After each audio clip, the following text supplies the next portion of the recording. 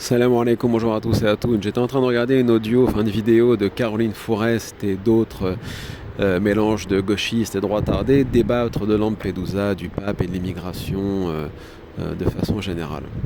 Alors ce qui est très intéressant, c'est l'évolution du discours gauchiste pro-immigration de base sur, en fin de compte, un discours droitardé, c'est-à-dire celui de Nicolas Sarkozy, l'immigration choisie.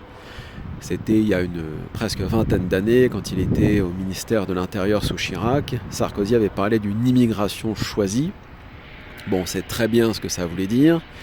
Fourest, gauchiste, hystérique, maniant habilement l'art de la taqiyya, exactement comme les pseudo-islamistes qu'elle dénonce, n'est pas foutue de dire ouvertement ce qu'elle pense.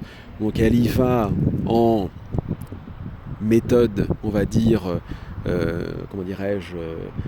mélangeant le sophisme, le pile-poule, sûrement ce qu'elle a appris de ses voyages en Israël, en nous expliquant que non, mais le problème c'est pas tant l'immigration, ce sont des jeunes, les jeunes hommes qui débarquent chez nous, qui sont fracassés, abîmés, etc. par les longs voyages qu'ils ont faits, ils sont abîmés, sont dangereux pour nous. Alors moi je ne sais pas qui est le nous, puisque pour Caroline Fourest, l'extrême droite, l'extrême gauche mélanchoniste, les islamistes, les musulmans trop orthodoxes, les soi-disant antisémites ici ou là, puisque 90% de la population pour Caroline Fourest est antisémite, puisque les paysans c'est pas bon, les chasseurs c'est pas bon, enfin rien n'est bon avec ces espèces de tarés cosmopolites.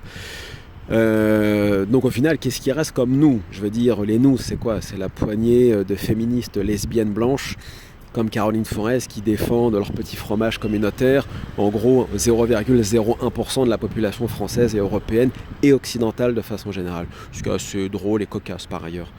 Alors Caroline nous explique que voilà, il faut qu'on répartisse les migrants, mais voilà, on ne peut pas accueillir tout le monde. Donc elle prend l'exemple des Daeshiens qui se seraient faufilés, un grand classique de l'extrême droite sioniste, parler des Daeshiens qui se seraient faufilés parmi les migrants. Ouais, il y en a peut-être 0,01% là aussi, exactement comme le lobby qu'est le sien. Mais voilà, elle ne va pas au fond de sa pensée, mais moi je vais vous dire c'est quoi le fond de la pensée de ce logiciel, on va dire freudo-marxiste, canal historique qui n'accepte pas la refonte ou la mise à jour, on va dire, de ce logiciel qui est le wokisme, parce que le wokisme est une prolongation du logiciel gaucho freudo-marxiste canal historique, donc c'est-à-dire celui de la gauche anticolonialisme, etc. Enfin tout ça c'est un logiciel de gauche. Caroline Fourest ne peut pas tout à fait non plus être de cette gauche canal historique puisqu'elle valide le sionisme exactement comme Jean-Marie Le Pen validait l'apartheid en Afrique du Sud. Alors elle le fait là aussi encore une fois à sa défense du sionisme avec des subterfuges et des arguments qui relèvent du sophisme et du pile-poule talmudique. C'est assez amusant parce que ça se démonte en 2 secondes. Pascal Boniface a déjà fait le boulot. Mais de façon générale, les arguments sont faibles. Bon. Le logiciel qui est le sien est extrêmement simple. C'est, en gros, notre société républicaine, donc on ne va pas reprendre un fonds Marianne, etc., parce que la liste est interminable en termes d'affaires et d'affairisme avec ces gens-là. Notre logiciel républicain, laïcard, anticlérical, sioniste, LGBTiste, enfin surtout lesbienne, parce que les LGBT n'ont pas l'air en fin de compte là non plus de tout à fait satisfaire Caroline Fourest. Le combat de Fourest s'arrête au lesbianisme blanc, laïcard, républicain, hussard de la République, très anticlérical, terminé. Je n'ai pas beaucoup entendu un discours trans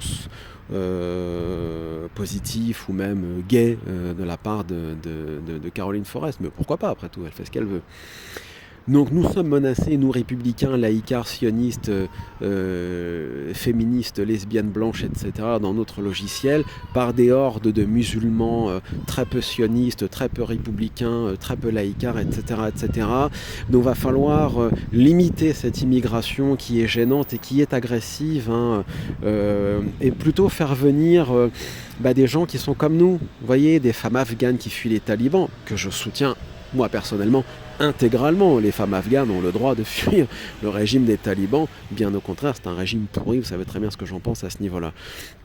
Mais derrière si vous voulez, la catégorie femme afghane, c'est plus pervers que cela. Femme afghane, ça veut surtout dire féministe afghane de tendance un peu islamophobe comme Aya Hirsi Ali, etc. Et sioniste et pro-lesbianisme et ainsi de suite. Bah, il faut vraiment valider, cocher toutes les cases.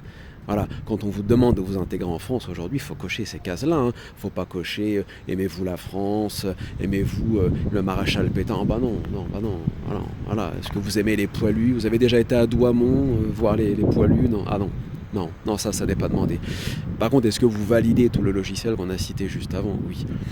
Donc, c'est la panique de ce bon vieux logiciel freudo-marxiste, canal historique, d'abord face au woke et face au militantisme des nouvelles générations de musulmans, mais aussi face à une immigration, on va dire, un peu gênante pour ce logiciel.